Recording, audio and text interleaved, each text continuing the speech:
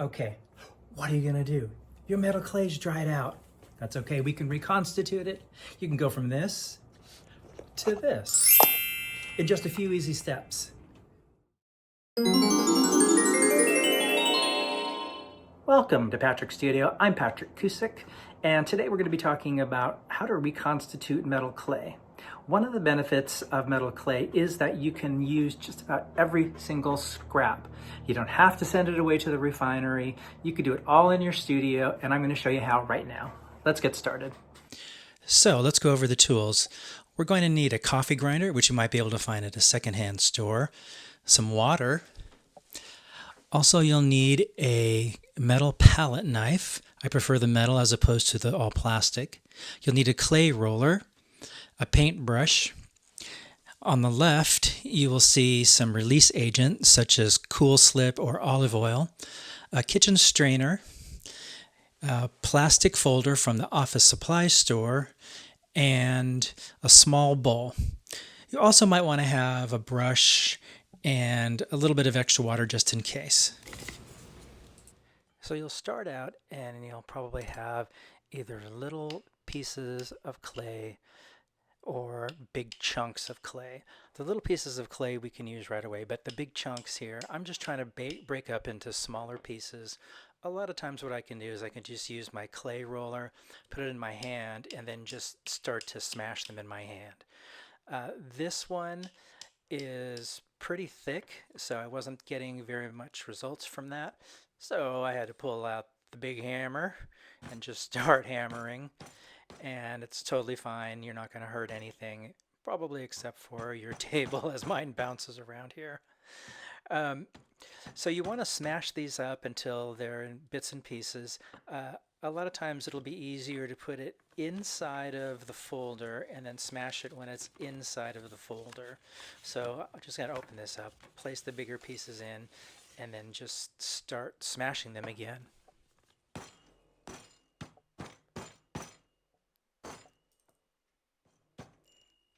After I do that, I'm just going to take those and I will empty them into a small white tray that I have. And I just have this little tray that's I use for most of my scrap.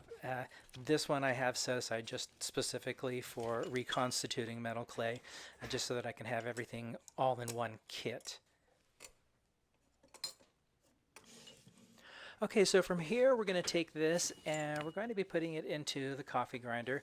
As I mentioned, you could probably find a coffee grinder at the secondhand store if you're lucky, and it's probably, $5 or $6. You can also buy a new one. That's what I ended up doing, because the one that I found at the coffee store was it was perfectly fine for about a week or so, and then it sort of gave way. So you will have to replace your coffee grinders occasionally, because they are made for grinding coffee, not made for grinding chunks of metal clay.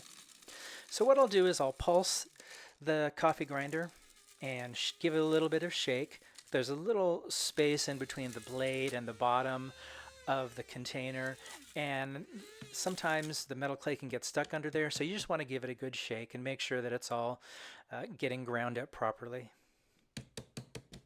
Sometimes the powder will stick to the inside of the container because of little static electricity, so I just give it a couple of whacks and that seems to dislodge everything, and that way you can make sure that you get all the clay out of the container. From here I'm going to take a kitchen strainer, and I just got this at my local kitchen store, and I was just looking for something sort of fine. I think this one was made for kitchen grease or maybe some tea. You don't want the really big ones because the holes in the strainers are too big, but you'll notice how this one, once I put it in, it just sort of sits there. It doesn't fall through immediately. What I'm going to do is shake it just like you're putting powdered sugar on a cake. Shake it back and forth, and this will take out any sort of particulates that you might have there. Any big chunks that didn't get all mashed up, you can put all those away. A lot of times you'll find, like other things like cat hair and just any sort of organic material, you can take all that out. Make sure there's no gemstones or anything like that. You want to make sure you remove those before you grind them up. So once they're all ground up, what I'm going to do is take a container and I'm going to lubricate the inside of the container. I'm using a little bit of cool slip here, and I put a little bit too much in there, so I'm just going to get a paper towel and clean it up. You do want to make sure that you don't use too much of the release agent. If you use too much of the release agent, you can end up compromising the clay, so just use it sparingly. Now I'm going to spray in a little bit of water, and that water will help the clay from not sticking to the very bottom. Okay, we're going to put in the clay, and I'm going to give it 1, 2, 3, 4, 5, 6, 7 squirts, however many that was. The thing about this is I cannot tell you how many squirts to actually put in. At this point, this is all going to be based on eye and your experience, so trial and error is your best. But one of the keys that I can look at is to go from a powder, give it a few squirts, and then to start mixing it up. Don't give too many squirts. You're going to want to keep stirring, and it's not going to look like it's coming together, but just keep stirring. And when you think you're done stirring, stir a little bit more. The idea is to incorporate all of those particles and mash the water into the clay and all that. You can see how it's getting a little bit chunky in here, and that's pretty good. I'm going to mix it a little bit more here, and give it a couple sprays now, and then start to mix it up. What I'm looking for is I'm looking for the powder to turn into small little lumps, and then after it turns into lumps, I'll continue stirring, and it'll start to pull away from the edges, and you'll just get these bigger lumps of clay. And this is exactly what I'm looking for. If you've ever baked a cake or anything like that and mixed dough, it's a very similar process to that, and it's a pretty forgiving process actually. So from here I need to roll it out. So I'll be taking an office supply folder, and I got the really thick one. It seems, it's kind of nice. I'm going to lubricate the inside with a little bit of cool slip. And again, the caution is use the least amount as possible. So here I'm going to wipe off all the shiny areas and just make sure that I have a just nice sheen as opposed to an oily slick. Now I'm going to take the clay and take it out of the container using my palette knife, and this is where it gets a little bit messy. If you've done it properly, you'll see there is hardly any clay left inside of the container, and it just sort of comes right out.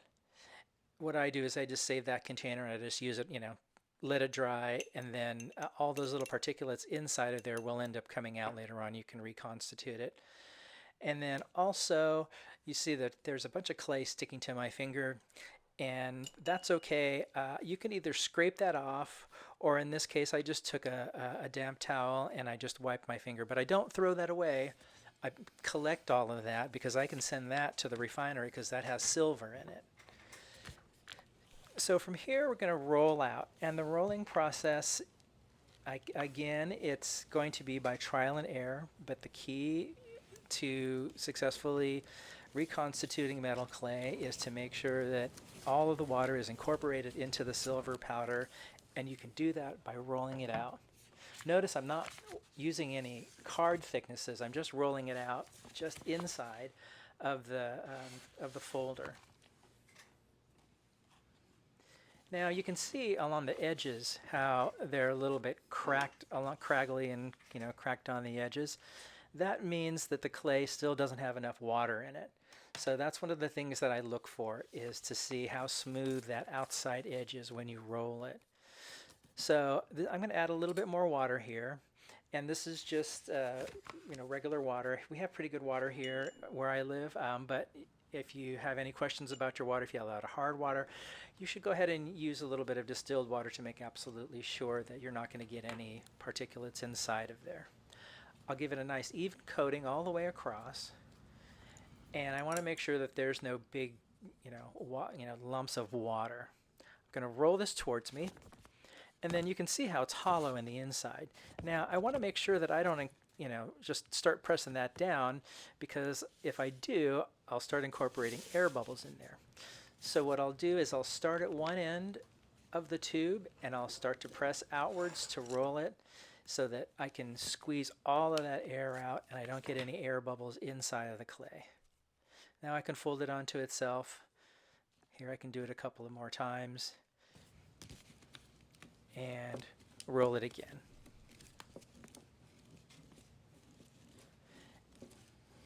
And this is all going to be pretty much real time at this point, just so that you can see how much rolling needs to happen and how much water I need to apply. Again, your amount of water and the amount of times that you roll is going to vary depending on the condition of the clay, how much water there was, how much powder there was, the ratio of each one. So it's really going to be trial and error. So again, I'm just going to roll this. And I've rolled it into a tube and then I'm pressing the air out, starting at one end, moving to the other. And then I'm going to give that another roll.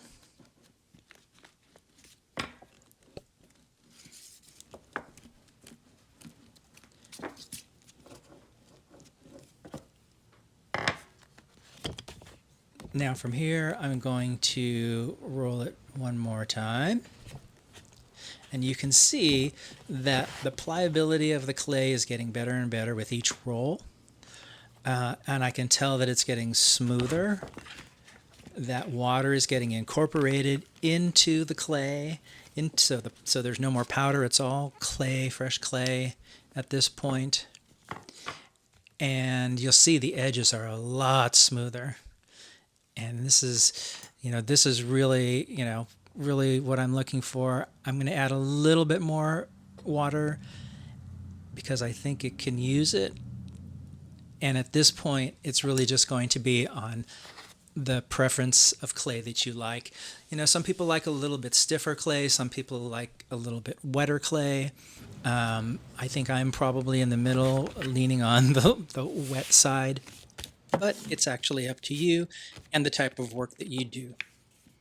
I do a lot of dry-to-dry construction, but in the wet clay stage, I do like to put a lot of texture, so I like mine on the wet side a little bit.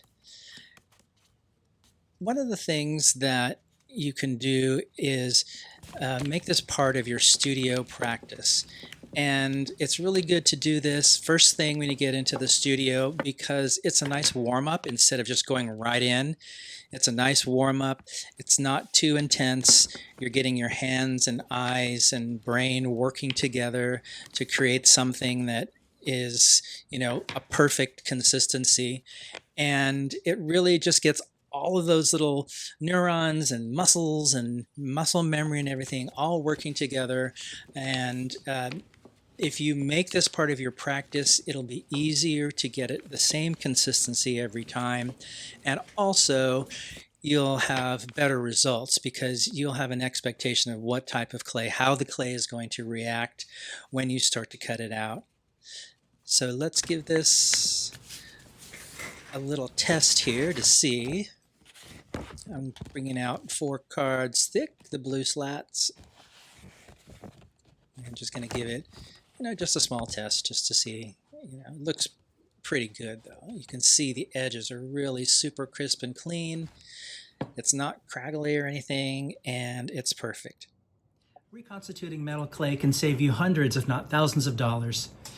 If you found this information helpful, please like and subscribe, and we'll see you next time. Leave comments below. I want to hear what you guys want to see next. Like, share, comment, subscribe. Thanks for watching.